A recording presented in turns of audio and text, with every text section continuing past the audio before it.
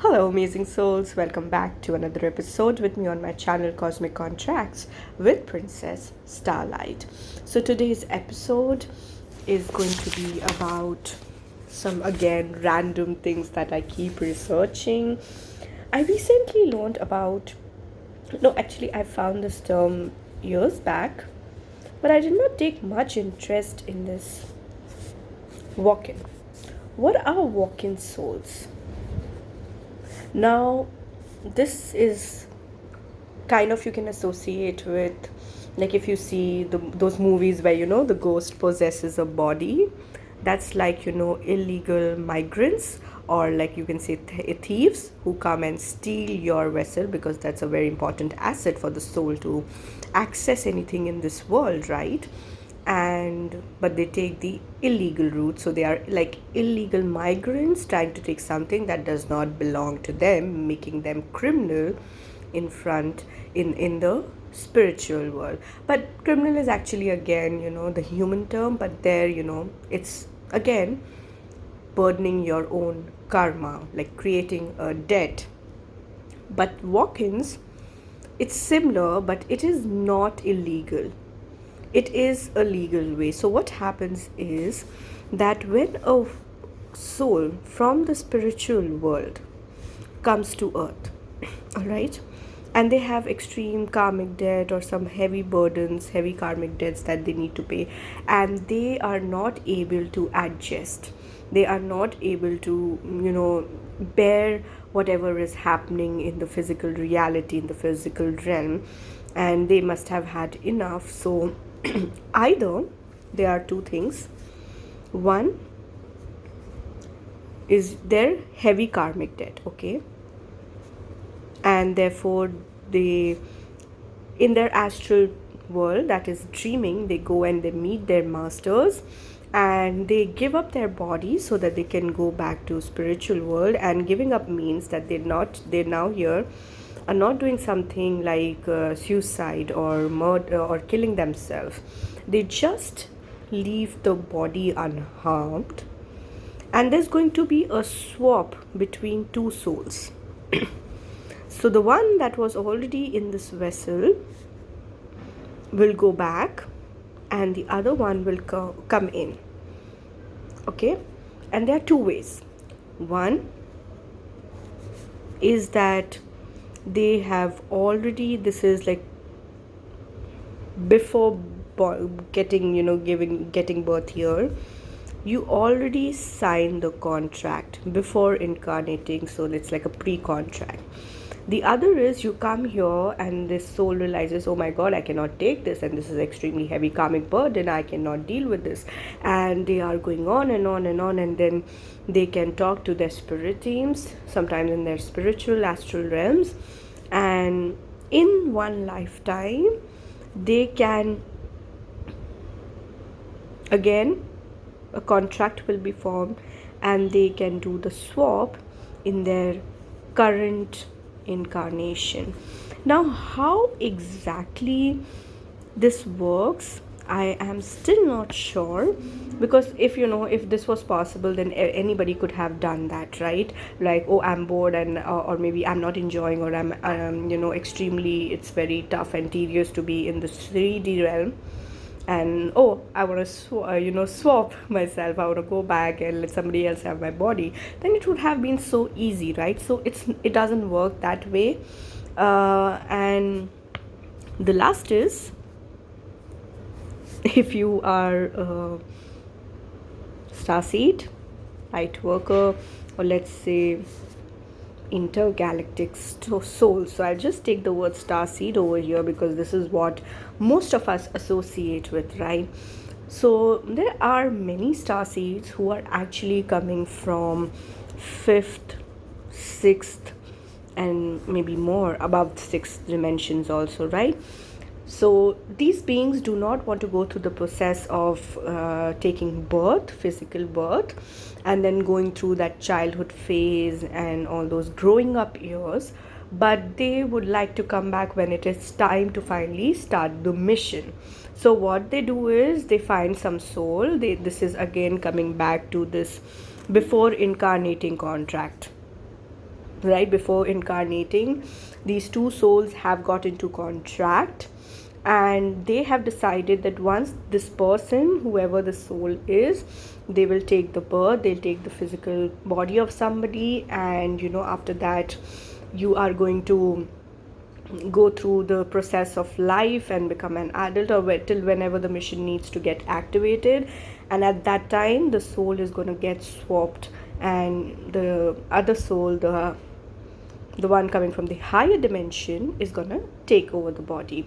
So this one I have seen currently many of them. One of them is this guy, he's from Gangtok, I believe, Assam side, and his name is Sam, and he has around many light workers and starseed followers, right? And he said that he had the soul swap, so he's another soul coming from another density, and there's so many beings. So now what are these signs? The one is usually you feel slight change, or people around will feel slight change.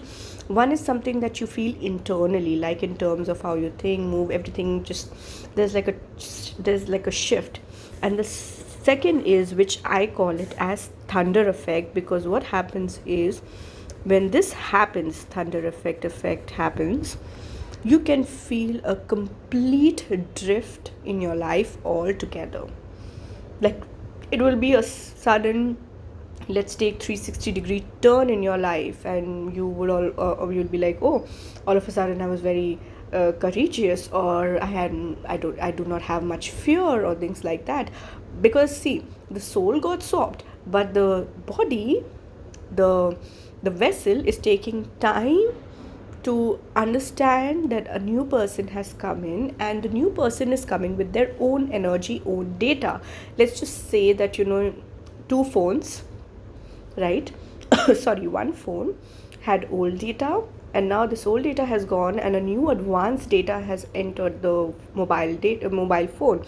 So the mobile phone is still trying to process in the old way, but the advanced data has now entered the body. I hope you understand what I'm trying to say, right? The advanced version is now there, so sometimes it will take time, and people around you, they might, mostly if it's changed, definitely there will be a change of behavior, and that's when people will also start to notice it. So this was about walking, first thing. Now let's go to another topic. Now the other topic that I was researching is that people say that they often do not feel connected to their birth family or blood family. On this planet we always hear that oh, we have blood relationship, right? And you should honor your blood, your family. It's all about that, because we are blood relatives, right? But is it really that powerful? All right. And then I will talk about the concepts of karmic relationships, or family, and soul groups or soul families. I'm going to talk about these three a little bit. Now, what I understood from my research, that is what I'm telling you. You may not agree, or maybe you have some slightly different idea, or completely different idea. That's all right. It's just what my research or my work shows. Now, yes, that is true that when you're born into a family, you are heavily tied to them, and you do feel that, here we are taught that, blood relationships is the highest relationship. But then there are so many, like you, me, and there's so many starseeds who, from the time they took birth in their so-called blood families, they did not feel that they were a part of the family. In fact, they felt like strangers, that this family is not their family. They have this deep sense that they are at the wrong place. And I mean, I grew up with that feeling that, oh my god, like my parents are not my parents, my house is not my house. They were so nice to me and everything, apart from little emotional drama and everything, which I think is very common in every family. But if I look back, it's with the parents, I don't think so. It was some very dark experience or something, because as a child, maybe I'm like, oh, they are emotionally very, always blackmailing and this. But once I grew up, I realized that there was no abuse or anything. So touch wood, not any bad experience so far. But still, having such a great life, why would I continuously feel that this they are not my family, they do not understand me, and I've taken birth at the wrong place? And the funny part was, as child, when my parents would tell me at times, oh yeah, we bought you from the garbage side, you were lying there and we brought you home, I would seriously take that. But I could have, but the problem is, growing up until now, when I even have become an adult, anybody that sees me and sees my mother, they're like, "Oh, you're a Xerox copy of your mother." So can't deny that, biologically she's my mother also. So what was happening? I had no idea, and I feel in no way I felt connected with my family, and I see that in my siblings as well. One of them, she doesn't even understand these concepts that I keep talking about, and she thinks I've gone crazy. But what she doesn't realize is that even she is a star seed. As a child, I remember she kept talking that my parents are aliens and they're there in the spacecraft. But as she grew up, she forgot about that, and I used to sleep with her, so we used to share the same room. So the sad part is, I woke up and she thinks I'm weird, but I know there will come a time when she will also wake up again. But it's just sad that as a child she would talk so much about these things, but now she is like, no, this is the world. I need to work hard. I need to earn money, and make my career, and all those things. She is in that 3D phase, all right. So nothing to bother. Now what happens is, in this blood family, yes, you came here. One is, obviously, before coming here, you signed the contract. Second is, mostly the reason you have this family is because your karmic contracts, or your karmic debts or credits, whatever that is, equally matches to the members of your soul family, sorry, blood family. But that does not mean you will be till endlessly for the end of your life, till the end, for several incarnations you'll always be tied together. No, that's not the case. Remember, we come here on this earth school. It's an elementary school for earth, for souls. Earth is an elementary school, right? We come here to learn our karmic lessons, and therefore our blood families are kind of similar. So no matter how much that's why the saying that you cannot break away from your roots, that is the truth, because you have to always go back to the root to find the cause. So if you are not like, if you have distant like relatives, the first line relatives, all right, maybe the second also, but I'm just sticking to the first side of the relatives. So from your father's side and mother's side, the first ones, their siblings and their parents, they are the key for you to understand the pattern that is there, that is also present in you, because they are also having the same karmic lessons, different versions, but they do have. Like, as I said that before this, I had financial crisis. I did not have enough money. It's only because of my parents that in front everybody thought that I have it, but when I see it as an individual, I knew I was broke. I did not, if one day, for God's sake, and day, if my family cuts me off, I don't even have enough money to find myself a roof and food. So the only way I'm having this good life that I can afford, is because they have the money to do that. So you get this idea that, oh, but at the end of the day, I am broke. And at the second time, while my own sisters were doing well. All right. Now, again, my uncle's daughter, okay, she's going through, again, their family is broke and they're going through severe financial crunch, and she had to go through hard lessons. Like, they would do things to kind of get money from the family members, or try to get into the house so they can live there for some time and get food and proper sleeping beds. And they had such problems. But the problem was that in your tough time, nobody is going to support you. Maybe it feels really harsh, but the truth is, if you do not learn to stand on your own feet, then there is no point. You'll be stuck in your comfort zone. So I know we all go through really hard times, be it in love, money wise, health wise, right? Or relationship, other relationship wise. But the struggle, no matter how tough it becomes, remember that at the end of the day, no matter how dark it is, a light, a star is always shining. What do I mean by that is that it's all right if nobody is helping you. I went for this phase for years, only to realize that once I got out of it, the confidence, the belief, the faith that no, this is going to work. I also have two hands, two legs, a mind, I'm educated. And even if I was not educated, I still have hands and I can use them to do something and earn money for myself and make a living for myself and become independent. At that time, my goal was that, right?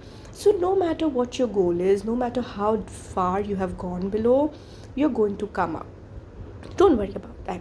So, she went through a phase like this, and every society is always going to talk about these things. So obviously she went through a really tough phase along with her family members. But after 15 years, initially she just wanted somebody could hold her and provide her whatever she needed and all those things. But in eventually, she learned her lesson a little late. But she did learn that at the end of the day, nobody is going to come to help them, and no matter how much they try to stay in others' house, it's not going to happen. Sooner or later, they have to fend for themselves. Finally, she realized that. She used her skills. Finally, she got out of her comfort zone, worked her ass off, and finally she made her living and got out. It took her 15 years. Like, people said that, oh, she has wasted her life, and now what's the point? But the point is, we on this planet keep seeing numbers, but numbers are not important. The struggle, the karmic lessons that we go through, that are important. So if there is something that triggers you, something that is missing, and you think that you're in your comfort zone, then that's the clue. Get out of your comfort zone and struggle. Don't worry. Keep failing. That's not the problem. The problem is when you fail and you don't want to get up and start working again. That's what we need to do. You don't have to be perfectionist. Just keep trying again and again. Look at my videos. I know they are very childish. The name of my episode is very childish. But the point is, day again, I just want, no matter how bad it looks, I just want to try that at least whatever information I collect, I can put it out here. And if there is somebody out there who needs help, can utilize this information. So as you start learning your karmic lessons, I know the story went a little ahead. I can blabber for long hours, I know myself. So the ties. Okay. They are not permanent. They are not forever. You will start seeing that as you start working off towards your life, for better life, sometimes mostly in families, the relatives get far behind, or sometimes your own family members, because you're karmically connected. So if they are not ready to pay their karmas or learn their lessons, but you are learning, then sooner or later this gap will start to come in between those two people, the blood ties. So maybe for this incarnation, the blood ties are important because they help you explore your karmic cycles and patterns, but it's just specific to this incarnation. Yes, that's a possibility that in next incarnation, some of them are again born together because soul family. Not necessarily that every member, like all 2-3 people, are going to be here in like a soul family, but there is a possibility that 1 or 2 members could be like a soulmate to you, right? What is soul family now? So now you understand blood can be karmic. So if your karmic connection, if you have paid your lesson, find your lesson, paid off your lesson, then it's okay. It's just the blood one for this incarnation. So if it's not working out for you, it's fine. Nothing to judge yourself. Soul family is something that at the point of origin, from where the light exploded, and this light, like crystals, were exploding, creating galaxies, so galaxies, planets, moons, stars, and all those things, and souls, the human ones, and all the other souls. A group of same light frequency got split into many pieces. So the frequency, the core frequency of the vibration of this energy in all of you is same. So soul family, very rare, but not so uncommon also, that it can be in your karmic family, in your blood family. But usually soul family is something that you're going to find on the other side, apart from the family you were born into. Mostly it's always on the outside. So you have to, your journey is again to find the people with whom you have heard this phrase, right? Find the people with whom your vibe matches. Why are they saying this again as again? Because maybe you're not matching with the thoughts, the consciousness of your blood family, but maybe it's, this is what you're looking for. Finding your soul family, they who believe in the same things, same ideas, they have the same concept. I remember I loved the idea of partying, but partying as a child would really exhaust me. I never understood why. But now I know. Because I was attending parties that were more about gossiping, judgy people, always comparing their clothes or looks, or how much money they have, or how much power they have, or how much status they have in the society. Like, all the materialistic things. And I just couldn't make sense of it as a child. Definitely, I couldn't. And therefore, I just kept feeling that, oh, this is. Like, why am I exhausted? I love the ideas of party, and now I know which parties I want. I want the parties where it's not about what you wear, or, oh, do you know this person did that or this, but where you are kind to each other, where you try to bring this peace between two people, or rather than just judging, like, oh my god, you did this. Just listen to the other person's story and give them encouragement that no matter how wrong they did, it will work out and they will get back on the right track. And soon again, as I started working on my lessons, I started meeting them slowly. So I know today that yes, your soul family is out there, and if your vibe does not meet with them, then you are the one looking for your soul family. So now you get it, that yes, blood family for this incarnation, yes, that's the highest thing on this planet. But when you look from the spiritual lens, what do you find? Is the blood family more important versus the soul family? I hope you got your answer. With lots of love and light, Princess Starlight.